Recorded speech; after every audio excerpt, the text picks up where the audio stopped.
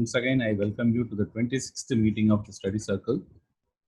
Today we have Mr. M. Vijayan to address us. I now call upon Mr. Ravi Shankar Rao to give an introduction. Today we are having our 26th study circle Zoom meeting, and today's speaker is Mr. Vijayan, partner at King & Patrick. And the topic today is principles and procedures in disciplinary proceedings. Vijayan started his practice under Mr. A.S. Kailasam as a law intern. Subsequently, he enrolled himself in the year 1997 and joined the office of King & Patrick in the year 1999. He became a partner in the said firm in the year 2004. He has specialized himself in the field of labor law, arbitration, and also on the civil side, original side also. He has appeared before the writ court, appellate court, and on the original side also. He is a very good lawyer, and I hope that today's meeting would be informative and lively to everybody. Thank you. Dear friends, first of all, let me thank my dear friend Om Prakash to giving me this opportunity, and rather I would say he compelled me, you should do it. And therefore, let me thank Om Prakash for giving this opportunity. Similarly, for our Siva Shanmugam for taking all other efforts to make this evening meeting a wonderful meeting. Our topic today is principles and procedure in disciplinary proceedings. Therefore, we should first look into what is meant by discipline. The disciplinary power is vested with the employer to maintain discipline in the organization. Therefore, when there is an allegation of misconduct against any employee, the employer should have the power to investigate the same and impose appropriate punishment, just for the purpose of maintaining the discipline. The punishment imposed can be classified into two varieties. One is minor penalty and the other one is major penalty. Major penalty is for the purpose of, major penalty means dismissal, discharge, or in effect removing an employee from the organization. The main intention of imposing such punishment is to get rid of an unwanted element from the organization so that the organization discipline can be maintained. There are certain punishments which are called minor penalties, such as suspension, fine, censure, like that. These kind of punishment have been imposed against the employee so that the employer can give an opportunity to the employee to reform himself, and the employee can be an asset to the organization. The major penalty in service jurisprudence or labor jurisprudence will be considered as something akin to the capital punishment, because it will have a severe impact on the career. Say, for example, if an employee has been dismissed from service for a proved misconduct, he will not only lose the employment in the organization, but also it is very difficult for him to get employment elsewhere. Therefore, this punishment is a very serious punishment. Therefore, our country, the law in our country provides that before imposing a punishment, that too severe punishment which will have a serious repercussion on his career, etc., reasonable opportunity should be given to the employee, and the charge should be proved. And the punishment imposed on the disciplinary proceedings should commensurate with the misconduct proved. No doubt our country does not recognize the principle of hire and fire. The inquiry which we are going to conduct against a delinquent employee or the employee on whom there is a charge has been leveled is called the domestic inquiry. The entire proceedings is called disciplinary proceeding. The disciplinary proceeding starts from the preliminary inquiry till the dismissal from service or termination or imposing a punishment. Therefore, disciplinary proceeding will start from the preliminary inquiry and it will end with a punishment. A part of that disciplinary proceedings is domestic inquiry. Normally, when there is an allegation leveled against an employee that so-and-so employee has committed some misconduct, the employer will not immediately venture to issue a show cause notice or charge memo. What the employer will do is, the employer will do a preliminary investigation behind the back of the employee to ascertain himself whether this employee has committed some misconduct, whether there are some prima facie material to proceed against. That is known as preliminary inquiry. This kind of inquiry will be initiated by the disciplinary authority. Disciplinary authority means the authority who is empowered in an organization to initiate the disciplinary proceeding and impose appropriate punishment. In civil services, say for example, police or government employment or public sector enterprises, etc., there for every kind of group of employees, there will be a disciplinary authority and there will be an appellate authority. Only those authorities will initiate the disciplinary proceeding against the employee. Whereas in private sector employment, say for example, industrial establishment, all other private sector employment, the strict bifurcation of disciplinary authority or appellate authority does not exist.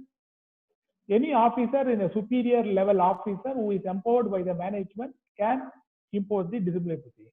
Whereas in service jurisprudence, it is very, very important that only the disciplinary authority should initiate the disciplinary proceeding. If the disciplinary proceeding has been initiated by an officer who is not empowered to do that, even though the entire inquiry proceeding has been conducted complying with all the principles of natural justice, the entire proceeding will be vitiated. Now, once the disciplinary authority has been satisfied that there is some prima facie material available against the employee, what the disciplinary authority will do is it will issue a show cause notice, it will issue a charge memo to the employee, calling for explanation from him. In the reply to the charge memo, the employee admits the charges, the employer can pass appropriate order. If the employee denies the charges or gives some explanation, with that explanation, if the management is not satisfied, then domestic inquiry will be commenced. Domestic inquiry will be done by either by the disciplinary authority, or if he is not, if he doesn't find time, or if he feels that it can be, he is not able to do that, he can appoint an officer called inquiry officer. That inquiry officer will submit the conduct the inquiry and submit it to the disciplinary authority.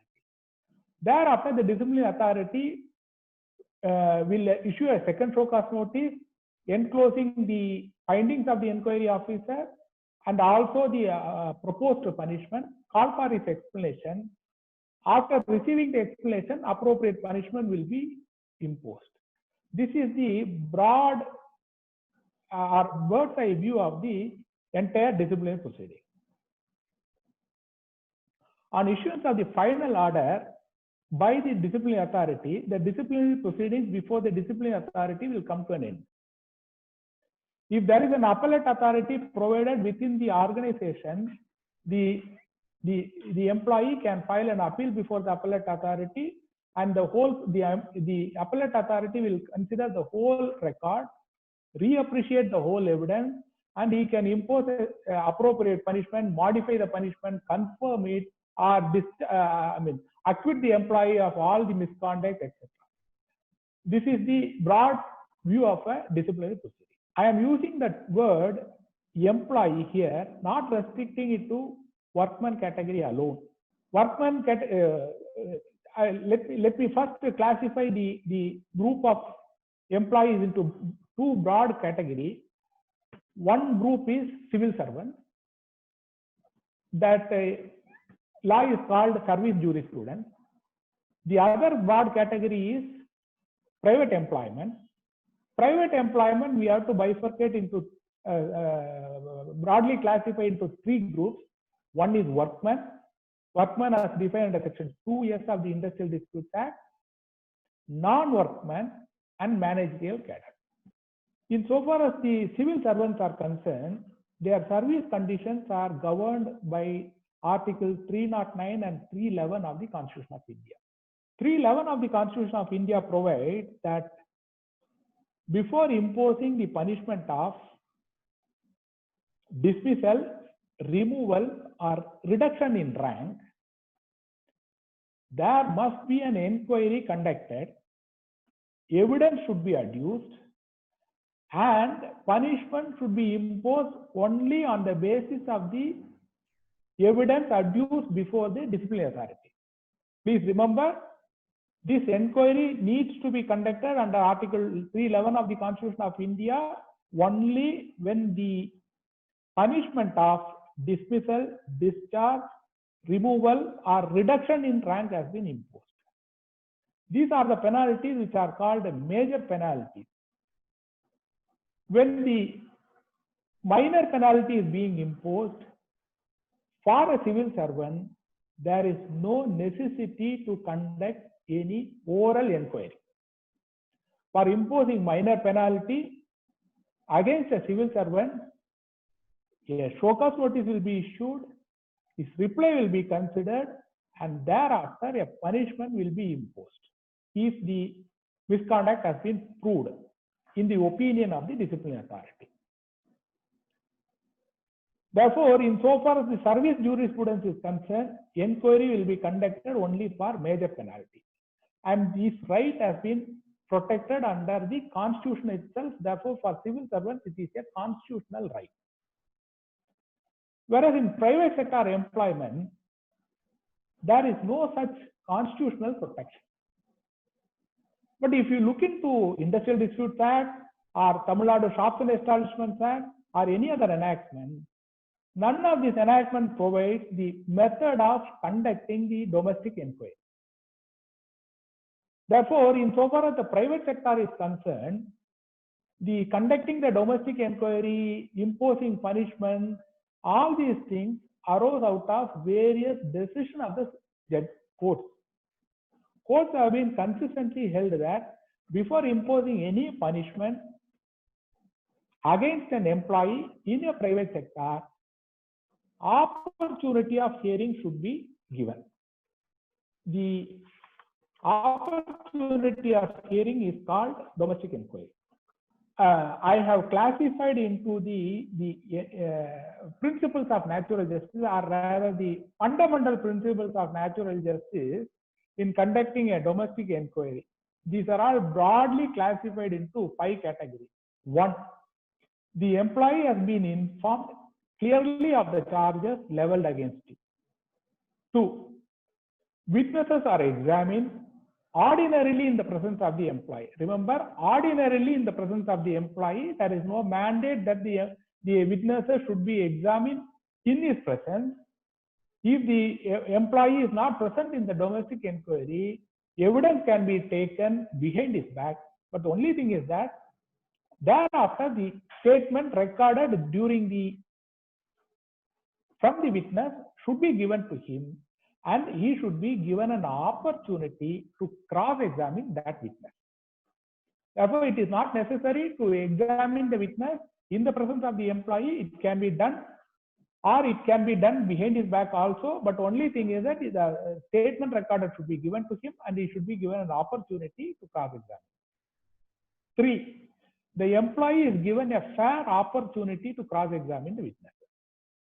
4, he is given a fair opportunity to examine witnesses, including himself in his defense, if he so wishes on any relevant matter. Therefore, insofar as the domestic inquiry is concerned, the employee can examine himself, make his own statement.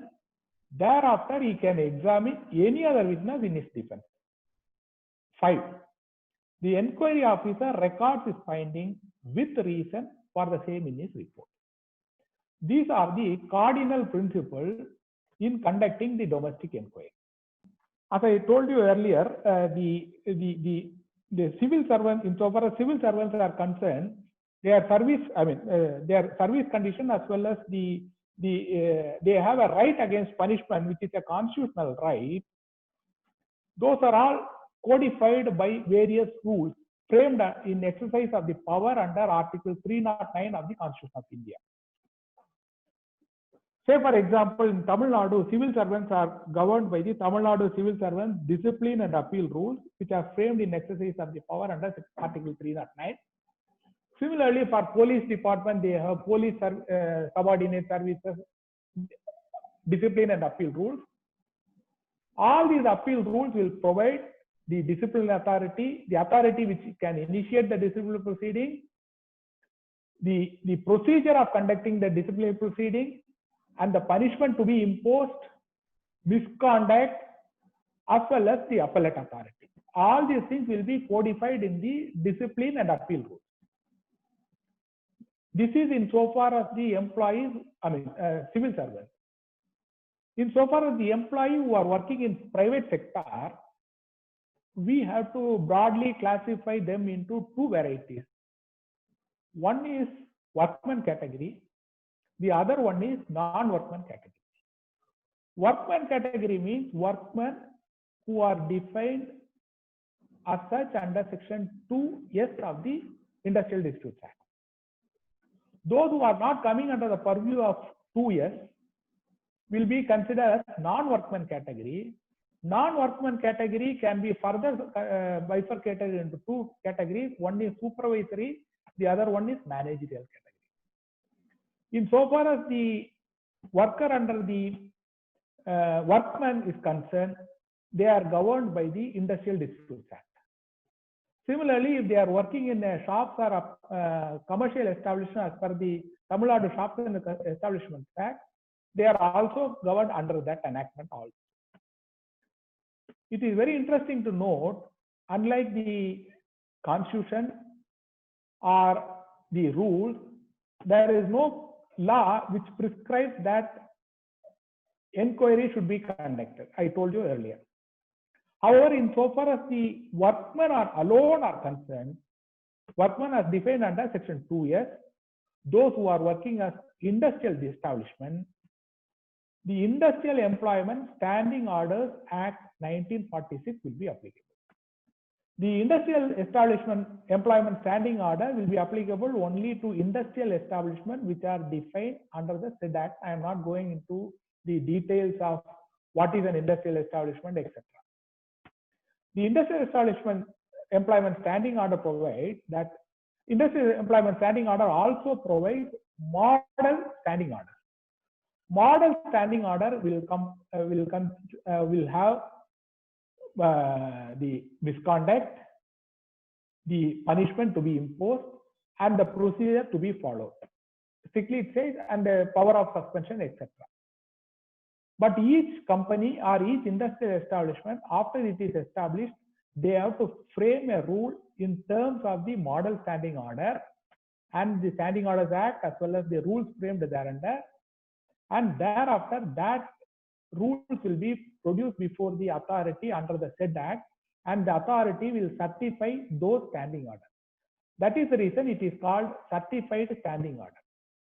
Therefore, insofar as the industrial establishment is concerned, the service condition of the workman working in an industrial establishment, it is governed by the certified standing order. If there is no certified standing order, or until the certified standing order is standing order is certified by the authority, the model standing order will be applicable. This is the broad introduction to the workman, non-workman, civil servant, etc. Now, insofar as the domestic inquiry is concerned, the principle in respect of domestic inquiry is more or less identical with all these kind of category. The only distinction is that insofar as the non-civil servants are concerned, those who are not working in any employment in the state is concerned, whether you are going to impose a minor penalty or a major penalty, inquiry should be conducted. That means oral inquiry should be conducted, and the disciplinary proceeding will have an oral inquiry. Insofar as the civil servants are concerned, for major penalty alone, disciplinary proceeding, that means oral inquiry will be conducted. For minor penalty, there will be no oral inquiry. Now let us go into what is a domestic inquiry which will be conducted. Insofar as the domestic inquiry is concerned, I am going to have my discussion under the various headings. I will go one by one. the first discussion, the first heading which I am going to consider in the domestic inquiry is misconduct. Thereafter, I will go into preliminary investigation. Then I will go into suspension pending inquiry. Thereafter, charge sheet. Thereafter, inquiry officer, the role of an inquiry officer. Then assistance during inquiry.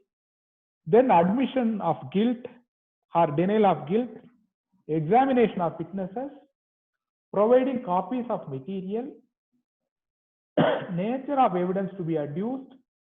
Adjournment ex parte inquiry. Finding of the inquiry and furnishing the report to the delinquent employee. Disciplinary authority differing with the inquiry officer. Issuance of second show cause notice. Order of punishment. This is the heading on which we are going to discuss. Whatever up to this time is only an introduction of a disciplinary proceeding. In order to proceed against an employee, the employee has to commit a misconduct. Misconduct is nothing but a transgression of service conditions or transgression of service rules which has codified what are all the misconduct. I will give some of the examples. These are the misconduct which is available in all the organizations. Say for example, insubordination or disobedience, riotous or disorderly behavior, damage to the property and or reputation of the employer, theft, dishonesty, fraud, disloyalty, corruption, offense, misconduct involving moral turpitude, non-performance of duty or work, negligence of duty, engaging in work similar to that of employer, unauthorized absence, late absence, attendance, illegal strike, go slow, gyro. These are all the common misconduct available in all the industrial establishments as well as in the employment in public sector, etc. In addition to the above, each employer is entitled to define what are all the misconduct, and the employer can also provide the method of imposing the punishment, etc. Therefore, a misconduct means a transgression of a service condition or violation of the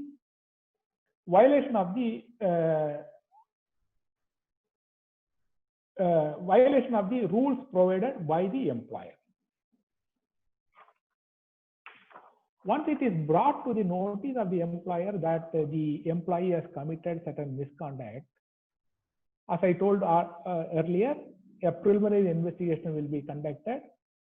The preliminary investigation is only for the purpose of prima facie the employer to satisfy whether there are any materials available against this employee. Therefore, that inquiry will be conducted behind the back. No opportunity of hearing will be given to the employee. The management will do on its own, satisfy itself, yes, there is some material available.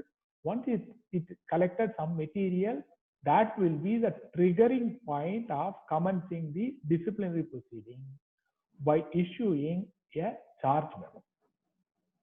Therefore, the charge memo will culminate only when the management prima facie satisfied in its preliminary investigation that some material available, this employee, there is some substance in the allegation to be leveled against the employee. Thereafter, the charge sheet will be issued to the employee.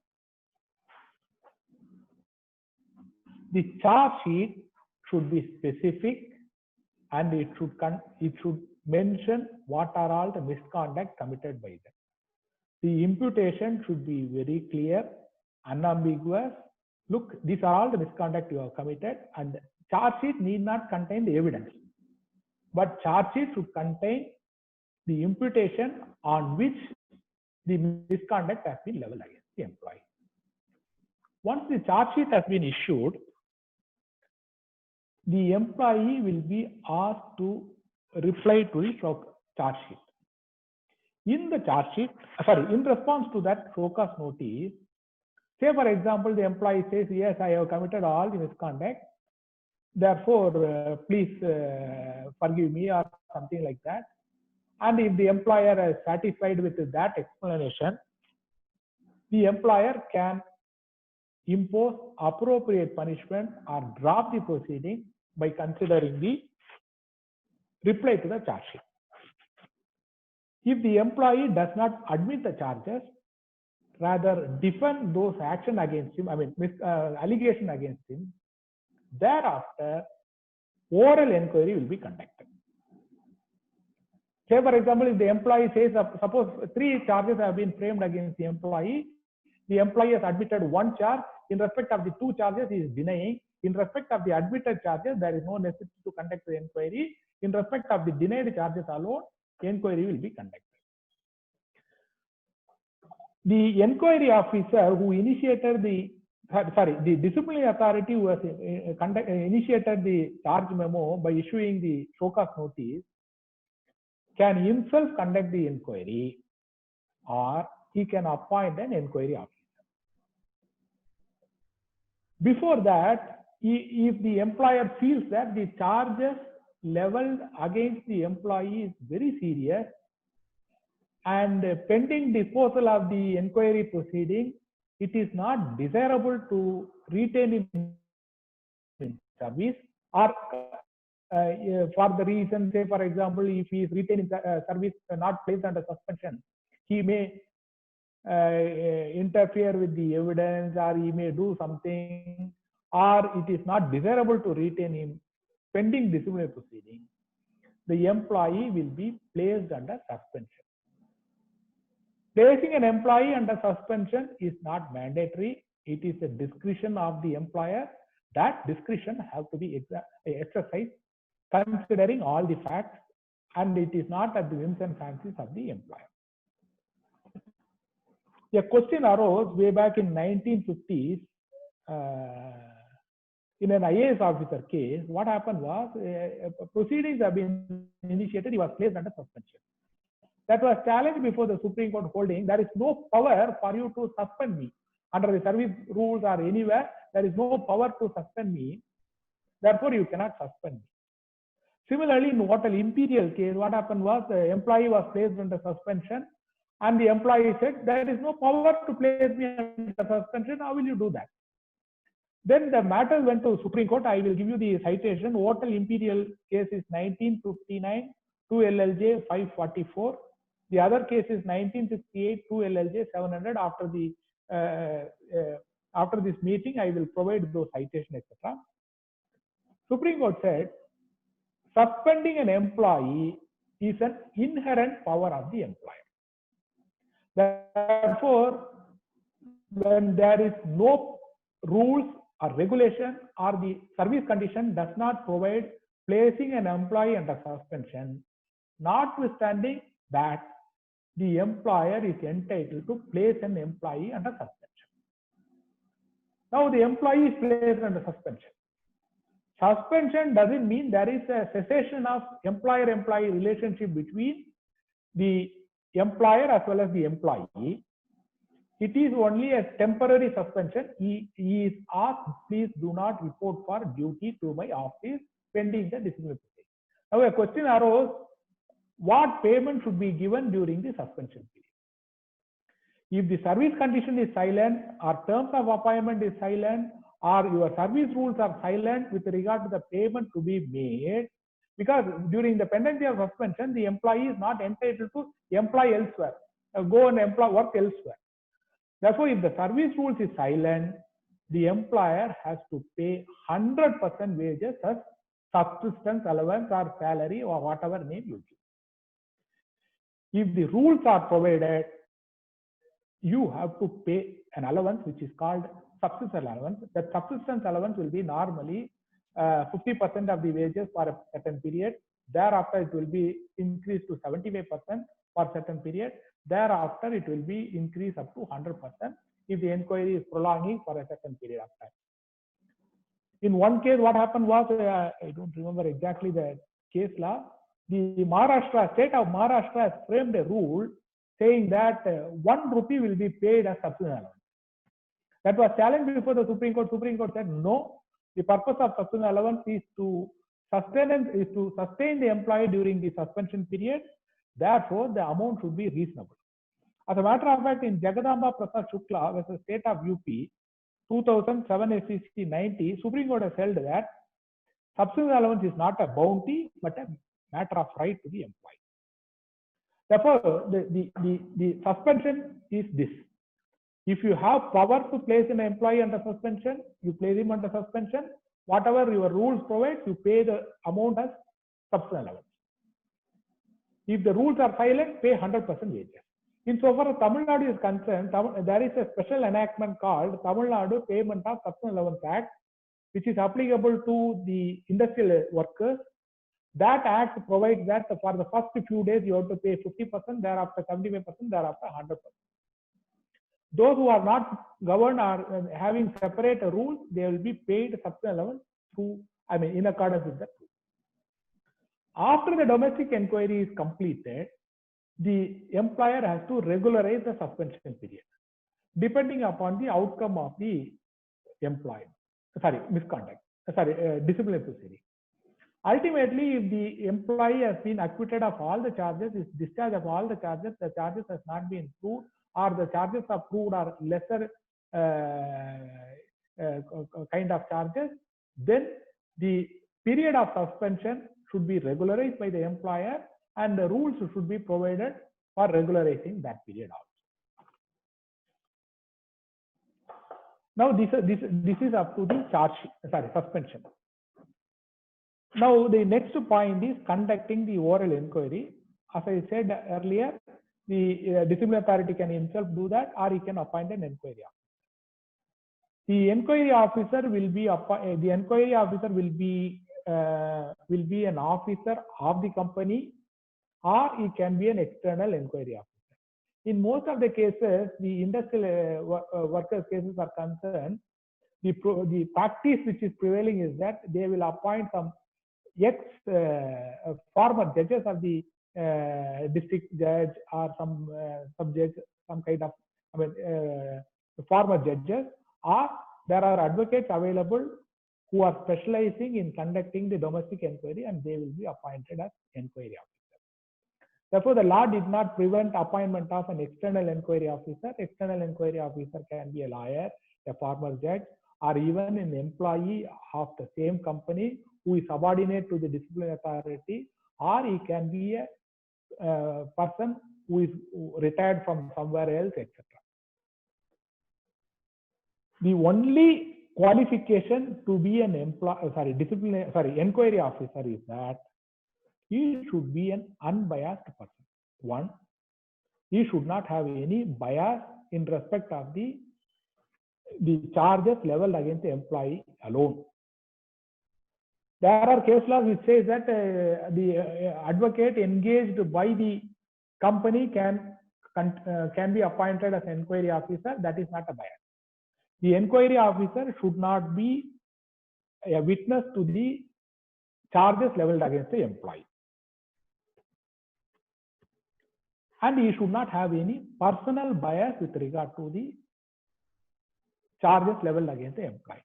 In one decision, the High Court held, and a lawyer who has advised the management with regard to that particular misconduct, advising the management that the employee has committed misconduct in his opinion, that lawyer cannot act as an inquiry officer because he already took a decision in that matter. Therefore, these are all the qualifications to be an inquiry officer. Now, let us assume the workman is having some grievance. If he is having a grievance against the inquiry officer, alleging that he is biased, it is for him to prove. He has to raise that allegation at the earliest point of time. He can raise that allegation to the disciplinary authority who has appointed the inquiry officer by giving sufficient proof to the disciplinary authority. And if the disciplinary authority is satisfied with that, and he can change the inquiry officer.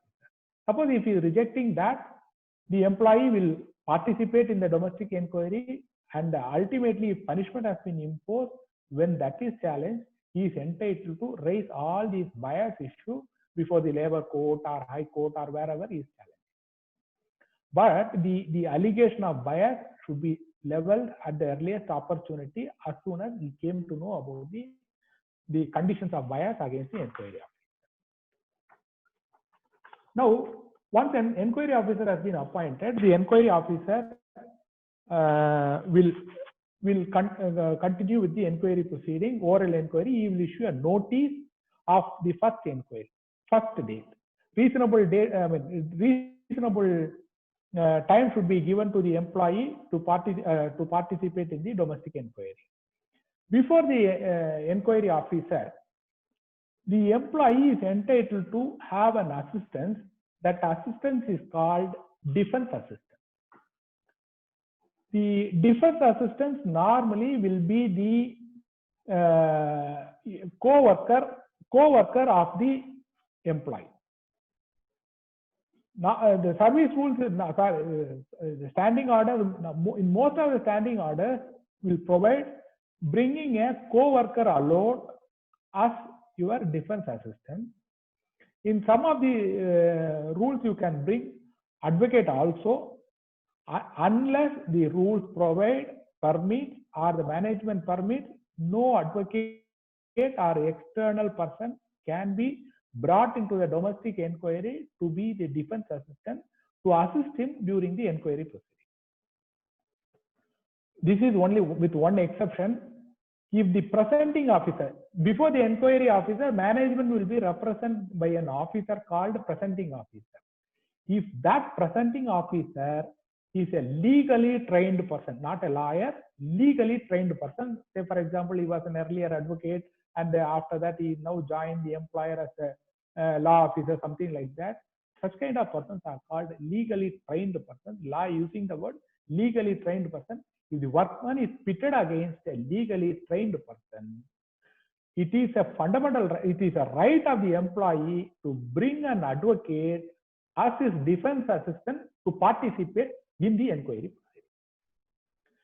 In Bharat Petroleum Service Rules provides that the employee can bring an advocate with the permission of the employer. Permission was denied. Supreme Court said no, inquiry is fair and proper. Therefore, the assistant in respect of the domestic inquiry is concerned, you are entitled to have a co-worker. You can bring an advocate to assist you if your service rules provide, or if the presenting officer who is going to present the cases of the employer is a legally trained. In the first hearing before the inquiry officer, the inquiry officer should caution the employee and explain to the employee the procedure in which he is going to conduct the inquiry. He can also tell the employee, look, in this inquiry, there is no obligation for you to admit the charges.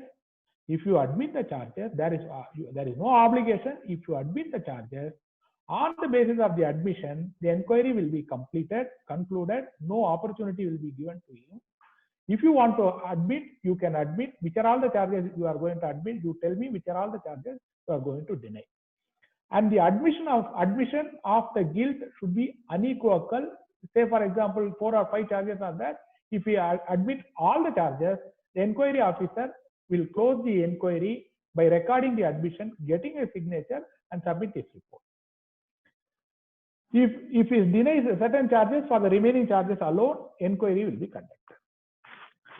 After the admission and denial, management has to adduce evidence, and those witnesses will be cross-examined by the workman. Whatever documents which has been provided, produced before the inquiry officer, a copy should be normally produced to the furnished to the employee. If the documents are voluminous in nature, or it is not possible to furnish the photocopies of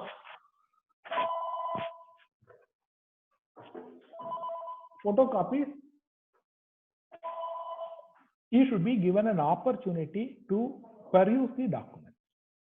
Therefore, providing the copies of materials of the inquiry proceeding is mandatory. Insofar as the nature of evidence before an inquiry is concerned, the inquiry proceeding is not a criminal proceeding. The inquiry proceedings is not governed by the Evidence Act or Civil Procedure Code or any other thing. Standard of proof is preponderance and probability and not proof beyond reasonable doubt. Even hearsay evidence is admissible piece of evidence. Whatever that is logical, probable, can be adduced as an evidence before the inquiry officer. Insofar as the adjournment are concerned, the inquiry officer should give reasonable adjournment. Or if the employee is refusing to participate or trying to prolong the proceeding or very unfair in his conduct before the inquiry officer or unruly, not allowing him to proceed with the inquiry proceeding, preventing the inquiry officer from conducting the inquiry, is entitled to conduct the ex parte inquiry and conclude it. After conclusion of the evidence of the management side, the employee will be given an opportunity to adduce his own evidence, and those witnesses will be cross-examined. After considering all these things, the inquiry officer will submit a report, which is the final report. That report is called inquiry officer report. That inquiry officer report will be furnished to the disciplinary proceeding. Once the inquiry officer report has been furnished, the role of inquiry officer will come to an end. The inquiry officer is not entitled to say what are all the punishment which can be imposed. His only duty is to analyze, give reason. These are all the charges proved. These are all the reasons why I am holding the charges have been proved. Once he has submitted that report, thereafter it is for the disciplinary authority to proceed further. On receipt of the report from the inquiry officer, the disciplinary authority is not bound by the findings of the inquiry officer. Say, for example, 5 charges have been framed. The inquiry officer held 3 charges have been proved, 2 charges have not been proved. The disciplinary authority is entitled to differ with the findings of the inquiry officer, but the only obligation is that he has to record these are all the reasons on which I am differing with the inquiry officer, and he has to record all those reasons, and he has to issue a notice to the employee. These are the reasons on which I am going to differ with the inquiry officer. Get his comments, and thereafter hold whatever you want. Now, let us assume the inquiry officer holds certain charges have been proved and the disciplinary authority concur with those findings. What is the next course of action to be adopted? The next course of action will be furnishing the inquiry officer's report and call for the comments and issue a notice. These are all the proposed punishment which I am going to impose.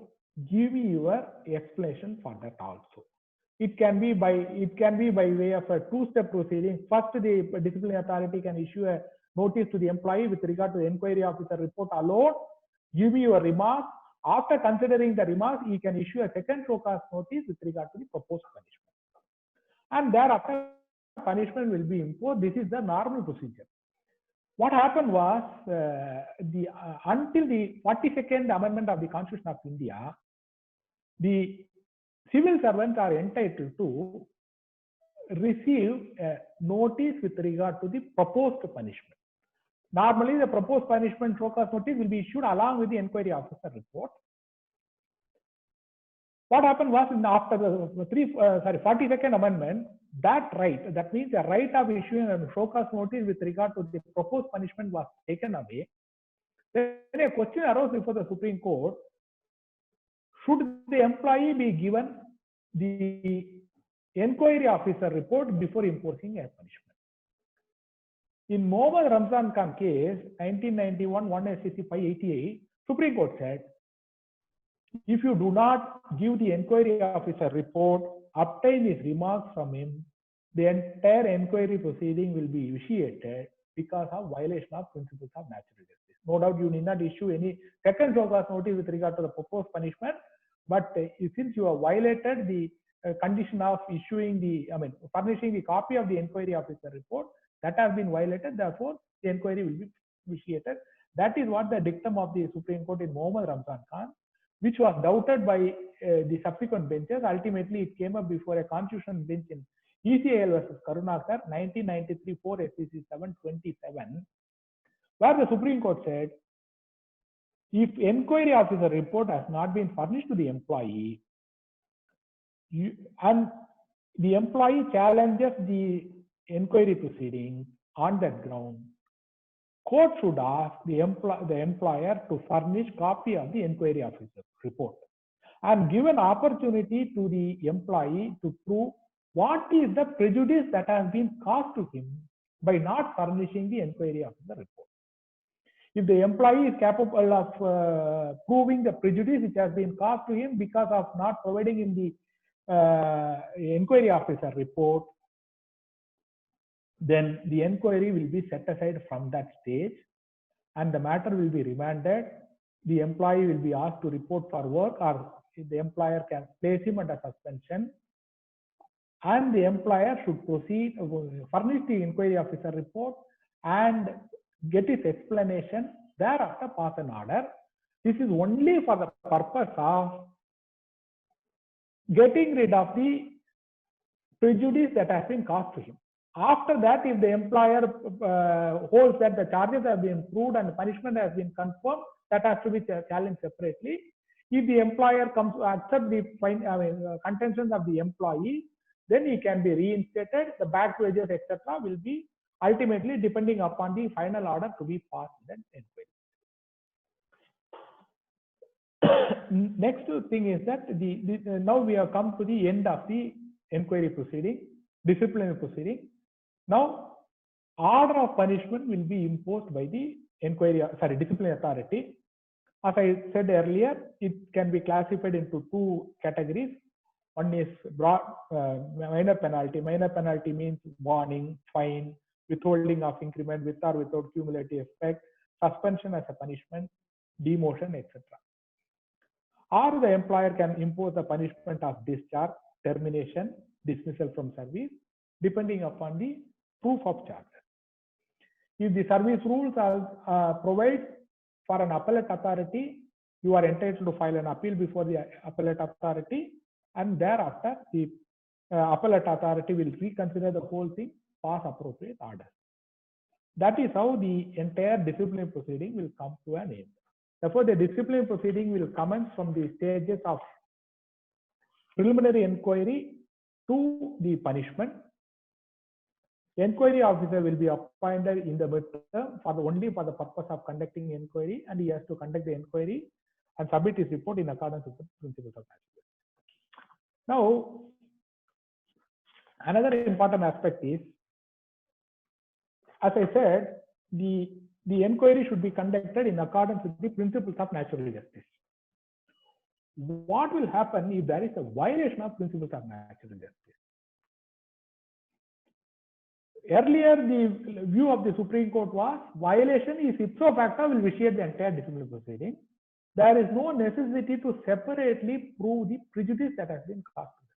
But slowly the law developed, ECIL, Karunakar, and all those cases, the law developed. And ultimately, Supreme Court says there should be a prejudice caused to the violation of principles of natural justice. If prejudice has not been proved, the proceeding will not be set aside simply for violation. One step further, it went, and the Supreme Court has formulated a theory called useless formality theory in domestic inquiry in Aligarh Muslim University versus Mansoor Ali Khan, 2007 SCC 529. In that case, what happened was the employee was permitted to go on leave to work in abroad on condition that he has to report after 2 years. After 2 years, he sent a reply saying, please extend my leave for another 2 years because I am entering into a contract for 2 more years. University said, no, nothing doing, you come back and join the work. The employee did not come for work. The university terminated his services for not returning to work in spite of issuing directive. No inquiry was conducted, nothing, no show cause notice. On his refusal to return to employment, he was terminated from service. That was challenged before the Allahabad High Court. Allahabad High Court said inquiry was not being conducted, therefore the entire proceeding will be vitiated. When the matter went to Supreme Court said, What is the purpose of conducting an inquiry? Purpose is to ascertain some facts. What are all the facts which we are going to prove before the inquiry officer? Everything is proved. In conducting an inquiry in this fact situation is a useless formality. Therefore, there is no necessity to conduct any domestic inquiry at all. Is it your case that no, I am willing to report for work? Nevertheless, they did not prevent me to report for work. That is not your case. Your case is very simple. I could not work. I can come only after 2 years because I have extended my contract. Employer said, no, nothing doing, come and join. The charges have been, nothing has been, I mean, there is no necessity to conduct an inquiry. Ultimately, the Supreme Court has framed a theory called useless formality theory, which will be used in a very rare circumstances where there is no dispute with regard to the fact. There is no dispute with regard to the fact. Conducting an inquiry is also a useless formality. Similarly, insofar as civil servants are concerned, if the disciplinary authority is satisfied that it is not possible to conduct an inquiry before imposing major penalty, and the reasons have been recorded, then in view of Article 311(2)(b) of the Constitution of India, an employee can be terminated without conducting inquiry. Similarly, in private employment also, we are entitled to terminate an employee without conducting domestic inquiry. Even if the charges have been disputed by both parties, the employer can dismiss the employee by issuing a charge sheet and getting his explanation. Thereafter, he can dismiss the employee from service. When that termination is challenged before the labor court or Shops Act authority, the employer can, for the first time, adduce the evidence in support of the finding which is arrived, or to justify the termination order. The employer is entitled to adduce evidence before the labor court or industrial tribunal for the first time. Therefore, insofar as the workman is concerned, inquiry can be conducted. If inquiry is not conducted and the proceedings is challenged before the labor court or authority, they are entitled to adduce evidence for the first time to justify the act. This is pursuant to the various decisions of the Supreme Court, starting from Delhi Cloth Mills, Ludbut Singh, etc. And that fairly that provision of law is well settled. Therefore, no need to conduct an inquiry, but the only thing is that you have to preserve the evidence. Earlier, there was no limitation for challenging the termination order. Now, 3 years limitation has been provided to approach the labor court, industrial tribunal, etc.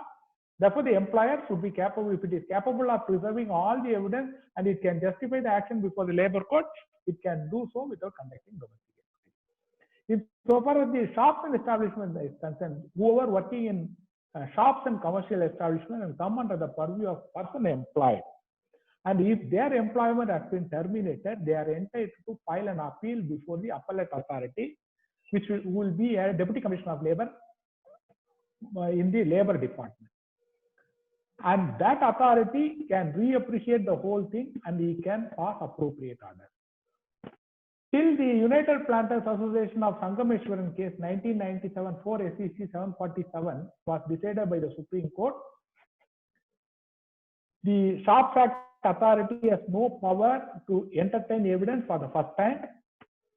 Supreme Court has said no, Shops Act authority can also receive evidence even when there is no inquiry has been conducted. Therefore, the present position is that you can conduct an inquiry in respect of industrial workers. You can dispense it. You can prove it before the labor court also for the first time. Then the next topic is, you are all aware, what is the remedy that has been available against by to an employee who is aggrieved by the punishment imposed. If it is discharge, dismissal, termination, etc., and if he is coming under the purview of workman, he can straight away go before the labor court after the failure of conciliation before the conciliation officer. if the punishment is less than dismissal, discharge, termination, he has to go before the conciliation officer. If conciliation ends in failure and the appropriate government refers the matter to the labor court, he can go to the labor court. Insofar as the government servants are concerned, insofar as Tamil Nadu is concerned, Tamil Nadu government servants earlier they can go before the Tamil Nadu Administrative Tribunal. Now tribunal has been abolished, you can go to the High Court directly. Insofar as the central government workers are concerned, they can go before the Central Administrative Tribunal. Agree by that order, you can file a writ petition before the High Court.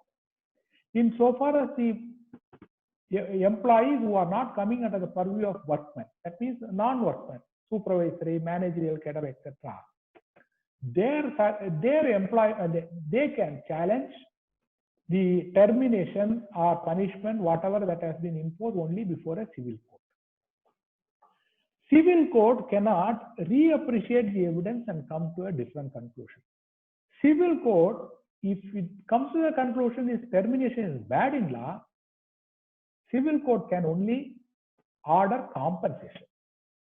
Whereas industrial tribunal or the High Court, administrative tribunals are concerned, if they ultimately comes to a conclusion that the termination is bad in law, they are even entitled to reinstate the employee. Insofar as the labor court as well as appellate authority is concerned, those authorities are entitled to reappreciate the evidence and also come to a different conclusion.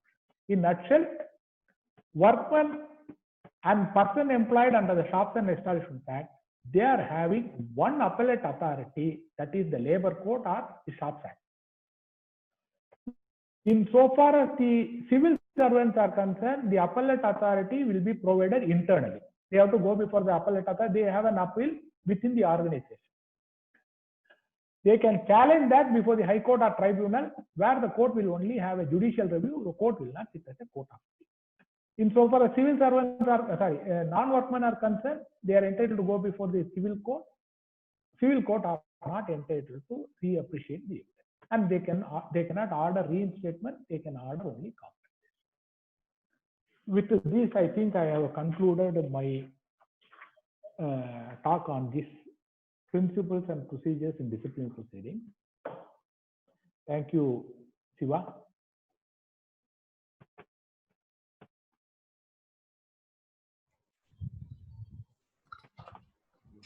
Want to continue further?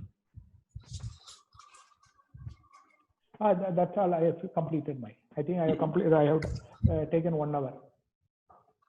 No. If you want to continue further, you can continue further, or otherwise, couple of questions are there. Okay. Yeah, please. Okay. I will just formulate the couple of questions here. Can the place of inquiry be at an employee's place? And who can be an inquiry officer? Sorry, come again. What is the place of inquiry? Be at an employer's place or at some other place?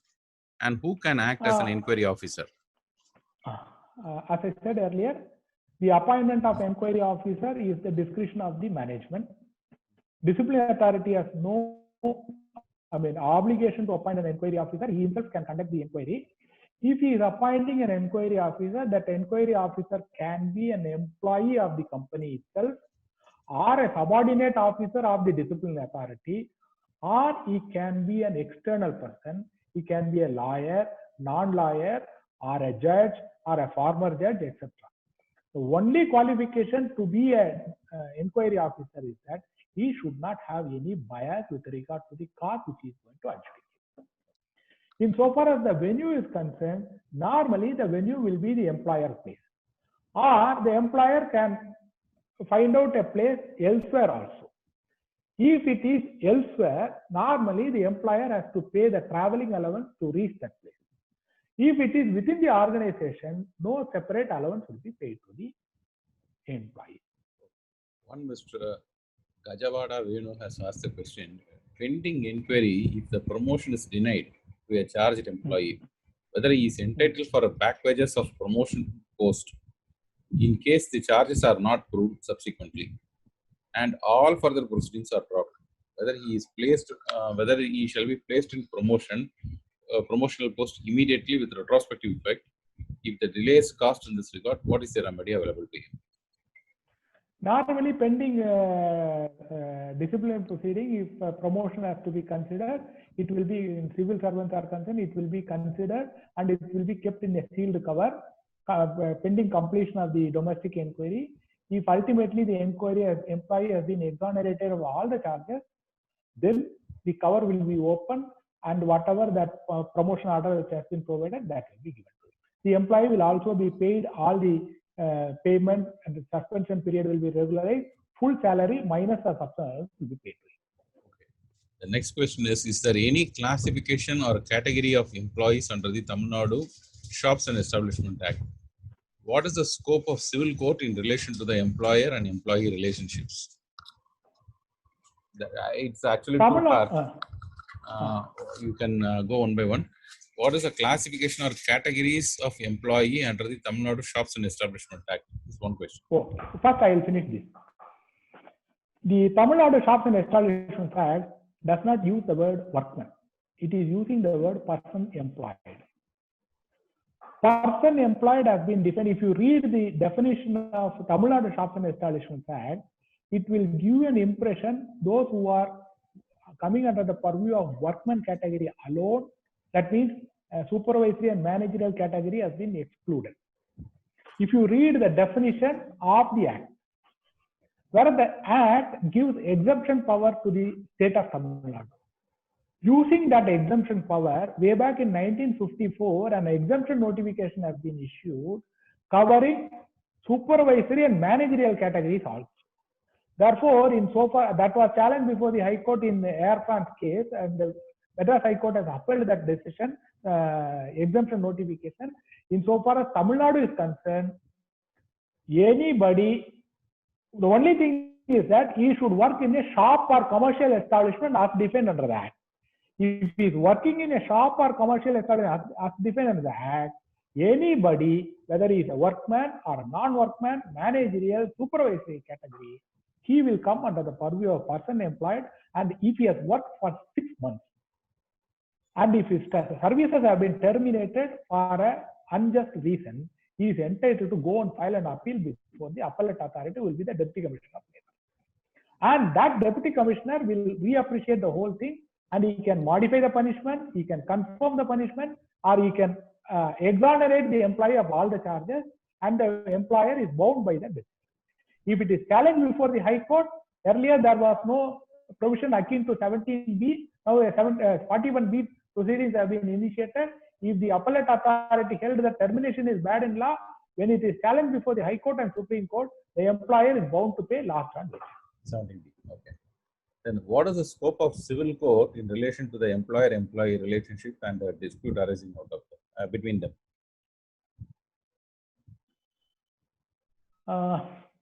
Insofar as the dispute which are coming under the purview of purely industrial dispute, those disputes have to be exclusively dealt by the Labour Court Industrial Tribunal. Those who are not to be exclusively reserved for Industrial Tribunal or Labour Court, rest of the issues can be adjudicated by the Civil Court.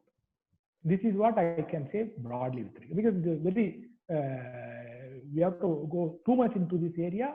It will take another, we have to give in fact 1 hour lecture on that topic. Then the next question is, if the punishment is less than termination, then the workman cannot raise ID. In case of major penalty proceedings, if the employee admits the charge, still inquiry should be conducted or not? First of all, the major penalty and minor penalty proceedings bifurcation will be only for the purpose of civil servants. Insofar as the other than civil servants are concerned, there is no such bifurcation. For all the misconduct, inquiry will be conducted. What is it, query? Shiva, can you tell me that? I will rephrase. I will come back to the question. If the punishment is less than termination, and then the workman cannot raise an industrial dispute proceedings. No, I will stop here. If the punishment is less than termination. The workman, I'm only talking about workman going before the labor code, he cannot straight away go before the labor code. First, he has to take the assistance of a trade union, or he has to take 7 employees along with him. 7 employees to support his cause. He has to go before the conciliation officer, and the conciliation officer initiate conciliation proceeding. And if the conciliation proceeding ended in failure, that failure report will be furnished to the state government. If the state government is satisfied with the, on consideration of the report, if the state government felt there is a dispute which has to be adjudicated, that report will be referred to that dispute will be referred to the labor court for adjudication. Therefore, in so far as the punishment which are less than termination dismissal is concerned, the employee can go before the labor court, but he has to follow a long route of going before the conciliation officer, thereafter before the government, thereafter government should refer the matter. In so far as the dismissal is concerned, you go before the conciliation officer, conciliation ended in failure, no need to have any separate reference to the labor court. That failure report, with that failure report, you go directly to the labor court as if the matter has been referred to the labor court. This is the position of law with regard to Tamil Nadu Industrial Disputes Act. Central Industrial Disputes Act also amended to that effect. Therefore, those who are going to the Central Industrial Government Tribunal also on failure of conciliation report, you can directly go before the conciliation office. Sorry, labor. The next What question. is the next question? Okay, the next question is, even if the employee admits a major penalty, major charges, still the management has to conduct an inquiry proceedings against him before imposing a major penalty. Not at all required. As I said earlier, the inquiry officer should warn him, look, you have no obligation to accept the charges. Even if you admit the charges, we are going to, management will adduce evidence before me and a decision will be taken. Are you admitting the charges or not? If the employee unequivocally admits the charges, then he has to ensure that there is no compulsion, coercion to admit the charges. If he is satisfied that, he can record it, get his signature from him, close the inquiry, thereafter no evidence will be adduced. Inquiry proceeding before the inquiry officer will come to an end. Okay. Another question that has cropped up is, how to proceed on unauthorized absentee? How many days should we wait in case if he comes after a long gap? Can he be permitted to duty or can he be suspended? This is again a disputed area. What happened was, this can be classified into 2 categories. Supreme Court said, suppose all the employment rules will provide, all these standing order will provide, if you do not report for work for 8 days consecutively, it will be deemed that you have abandoned the employment. Therefore, if an employee did not report for work for 8 days, or whatever that has been provided in your service rules or standing order, what the management should do is, it has to issue a notice to the employee that why we should not hold that you have abandoned the employment because you did not report for work. If the employee taking a stand that I am reporting for work, you are not permitting me to enter into the compound, or is giving some other reason, or disputing that he has not abandoned the employment, the employer can record the abandonment. Here, in this procedure, the employer is not dismissing an employee or rather imposing a penalty on him. The employer is only recording that factum of abandonment. Before that, it is issuing a notice to him. On receipt of the reply, it can record the factum of abandonment by the employee. If on the contrary, if the employer wants to impose a punishment for the misconduct of unauthorized absence, then an inquiry should be conducted. That is the difference. 1 minute, I will unmute Mr. Vaidyanathan. He has some questions to ask. 1 second. Yes, sir, you can proceed, sir. Vaidyanathan, sir. Sir, can you hear me? Yeah, Hello. I can, sir. Sir, I had 3 questions, sir. Number 1 is there any applicability of principle of estoppel towards employer against the employee in the contributory default during the inquiry? Is there any applicability?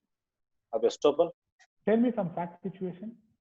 So that If, for instance, the employer himself is made an what do you say, an arrangement for leave. Later he waive the leave. Sorry, he get back his leave for the employee. In such situation, if the estoppel is applicable. No, then it is not a misconduct. No. Suppose the employer says that no, you have committed a misconduct, that will be adjudicated before the inquiry officer. And the disciplinary authority has to, inquiry will be conducted and disciplinary authority has to decide that. Fine. This is a dispute between both the parties, it will be adjudicated and final order will be passed. And one another question. If an advocate who is being a legal counsel on behalf of the employer shall be appointed as an inquiry officer? Yes, the advocate of the management can be appointed as an inquiry officer. The only disqualification is that he should not have dealt with that particular issue and advise the management with regard to that. And another disqualification which he will have is after the proceedings is challenged before the labor court, industrial tribunal, etc., he is not entitled to appear for and on behalf of the management. Fine. And one more question is last question. Or else if the inquiry officer has some relation with the employee over the employee, awarded in favor of such employee, but such inquiry officer inquired without prejudice, what is the enforceable value of the officer? Inquiry or award? It is for the management, because the theory of prejudice will be given only to the employee, because the employer alone choosing the inquiry officer. Knowing all these things, the employer has appointed somebody, and that somebody is having some connection with the employee, and there is no such provision for the employer to challenge that. But ultimately, he's going to take a decision. What he can do, the disciplinary authority can do is they can cancel the disciplinary proceeding, appoint a fresh inquiry officer, and conduct a fresh inquiry. Fine. Thank you. Much obliged. Fine. There are two other couple of questions. What is the time frame for concluding the disciplinary proceedings and passing the order? Is there any time frame? There is no time frame provided, but there is no time provided under any of the rules. The inquiry should be completed as quickly as possible. Reasonable fair time should be provided, and it should be completed. If the employee is placed under suspension, the employer will pay the subsidy allowance. It should not linger for years together. It all depends upon the fact situation. Another question is, if the employee submitted a reply to the charge sheet admitting the charges, whether DA can be straightaway imposed, disciplinary authority can straightaway impose punishment without appointing inquiry officer? Yes.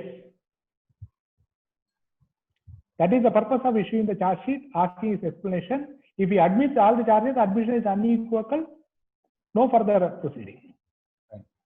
The same queries requires you to circulate the useless formality theory judgments. Yeah, useless formality theory. That's a very interesting judgment. Please note down. 2000, Volume 7 SEC, 529. 2000, Volume 7 SEC. Aligarh Muslim University. 2000, Volume 7 SEC. 529. 529. Aligarh 529. Aligarh University. Thank you, Vijayan, for taking us through the disciplinary and domestic inquiry proceedings. I call upon Mr. Ilayaraja to say a vote of thanks. I thank on behalf of Study Circle meeting Vijayan sir to spare his valuable time by enlightening us, by taking to various decisions of Supreme Court in respect of the procedures and to be followed while initiating disciplinary proceedings. I thanks once again, sir. Thank you very much. Thank you, Vijayan. And this marks the end of the session. Thank you.